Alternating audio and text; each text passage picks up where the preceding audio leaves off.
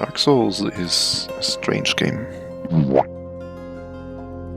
A world of ancient prophecies, towering serpents, spider queens, and dragons.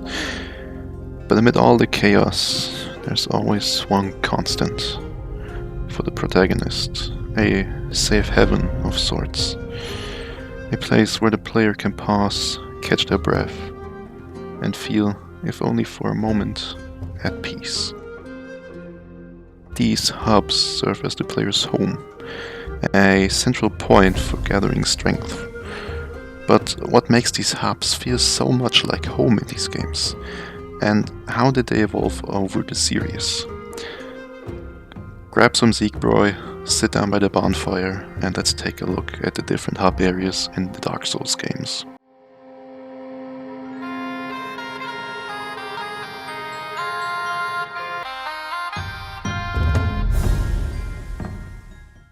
Let's start off by looking at the first game in the series, Dark Souls. After first escaping the Undead Asylum and taking a ride with the local bird taxi, we find ourselves by a central bonfire amidst a giant ruin. The so-called Firelink shrine is the hub area for Dark Souls 1. Of course, we can level our character at the bonfire, which we can do at any given bonfire. We can improve our Estus by the voiceless firekeeper imprisoned beneath the shrine, or explore the shrine itself for a bit to gather some pretty okay loot for the start. However, when I said central, I did mean it, since Dark Souls 1 is for the most part a game that lacks fast travel. It practically connects all the major areas in the game. The phrase "all roads lead home" gets a very new meaning when first playing this game. You're always surprised by how many different paths are actually in the game leading back to the shrine. It's a masterclass in world design. Eventually, once you've progressed the game enough, a scary serpent will appear amidst the central building and allow you passage to another area once you've obtained the Lord Vessel, the so-called Firelink altar. This is actually the area that connects to the last area in the game, the Kiln of the First Flame. And I think it's pretty cool again, because this further solidifies the fact that it's a central part in the map. Furthermore, in terms of NPCs, usually NPCs do come to this area, but they aren't constant. In my opinion, this actually is kind of good, because it adds a layer of transience to the area, and it also makes the world feel a lot more alive, as no NPC remains there forever. They are not there because of you, they're not there because it's a game and you need to have a central point for leveling up and a central trader in your hub. They're there because they are on their own adventures. And once they are there, your paths cross, and once they leave or you leave, then your paths don't cross again. I think that's a very cool idea, one that is not really integrated well into the other games. What the area does sadly lack is a smith. You practically always have to run over or warp over to the Undead Parish to smith your weapons. But that's really just a minor problem. Overall, the Firelink Shrine serves its purpose pretty well.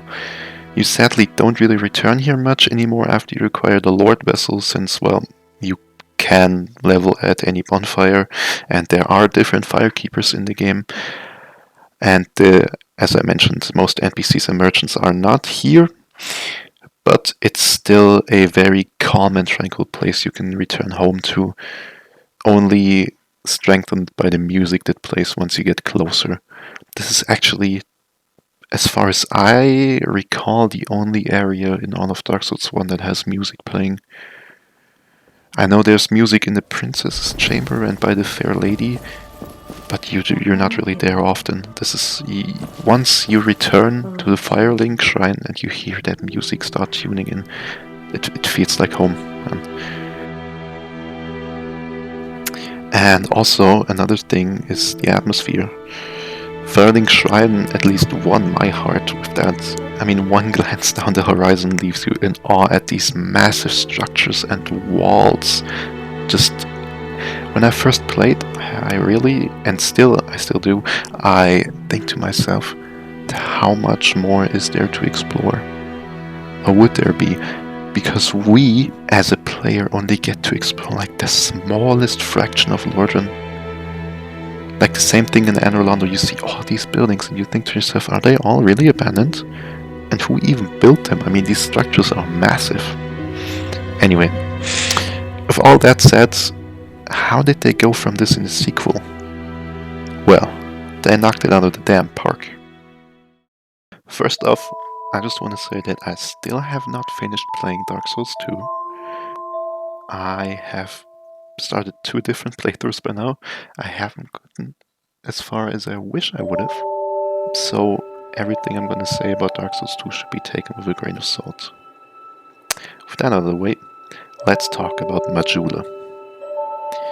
There are a lot of negative things to be said about the second installation of the Dark Souls series.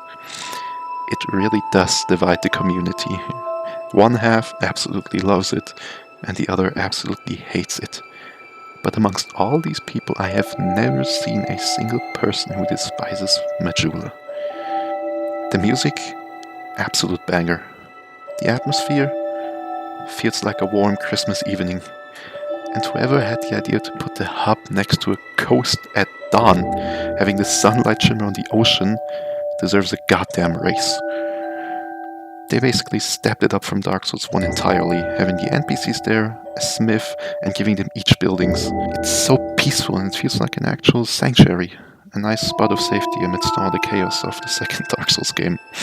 And I honest to God catch myself staring at the ocean more than actually playing. Well, and since you now have to level at the Firekeeper, or well, the Emerald Herald in this case, you actually do need to return here quite frequently. If I like this mechanic is probably a topic for another video. I really think after a long time of playing it can quite be annoying to come back to the hub area every time you want to level. But okay, well, let's not talk about this here. The area offers a lot of branching paths, a lot of secrets again, like the Firelink. And another really cool thing about Dark Souls 2 is that you practically pick your starting area. I really adore this idea. You are not forced to go into one area like you were in Dark Souls 1. In Dark Souls 1, you're practically forced to go into the Undead Burg. You could go down into the Catacombs, or if you have the Master Key, you could sequence break the game and go and do whatever you want. But the game really wants new players to go into the Undead Burg. And in Majula, you can, or Dark Souls 2, you can choose where you want to go. Do you want to go to the Forest of the Fallen Giants and do the boss there and continue from there? Or do you want to go to Hyda's Tower of Flame, which is what I did, and fight the Dragon Rider?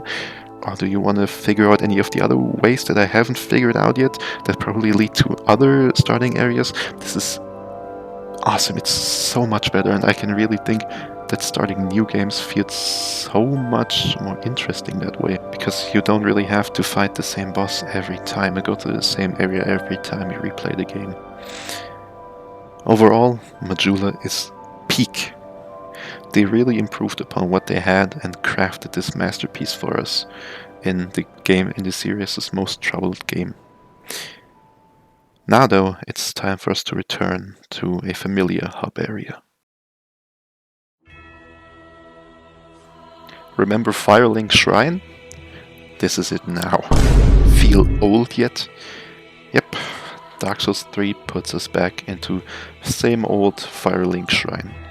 Well, not necessarily same old, seeing as eons have passed. But let's talk about all the differences, shall we? Right off the bat, this is probably, in my opinion, the most epic hub in the Souls games. The fact the 5 thrones of the Lords of Cinder are always right there, watching over you and reminding you of your duty and granting you the drive to keep going is genius. And what do we have? Well, basically all the stuff you'd need as an Echelon. You have your wife Firekeeper, the shopkeeper, smith, specific NPCs for miracles and sorceries, soul's ascension, and a handful of secrets here and there, and a pretty annoying jump, which allows you to find the same old bird from Dark Souls 1. Really giving us a kick into the nostalgia balls here, are we, FromSoft? Sadly, the shrine does have a lot of dead space, and they should have, in my opinion, made you see the horizon more from inside, because a view like that from only the outside is utterly wasted. There's one thing, however. A small thing, yet so devious. A thing which has been annoying Dark Souls 3 players for almost a decade now. And it's that fucking fog wall that just seems to appear for no reason. And it doesn't disappear unless you walk to the other exit where there's also a fog wall. I mean, what the fuck?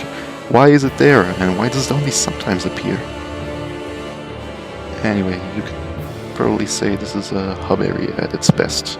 Accessibility, homey feeling, and all the things an Ashen one would need. Move in now for only 5 embers a month, additional fees excluded.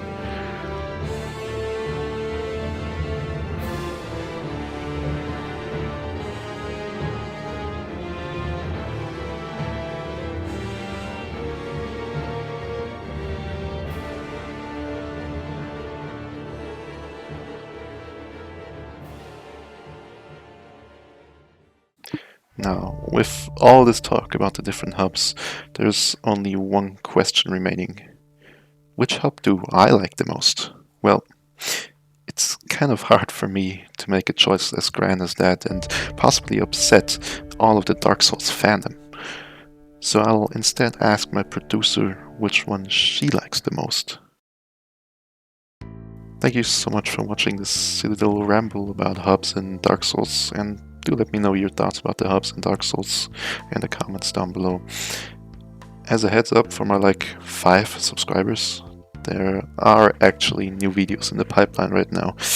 I've just been kind of busy, with graduating and working like a dog to keep my family fed. No, I'm still trying out a little. Life's gotten a bit rough and out of hand lately, but I'm pretty positive on continuing this in the time I have. Just the fact that you watched it to the end means the world to me, and I'd probably die of happiness if you'd click the like button or even left to subscribe, so we have 6 subscribers. Until then, farewell, dear friend.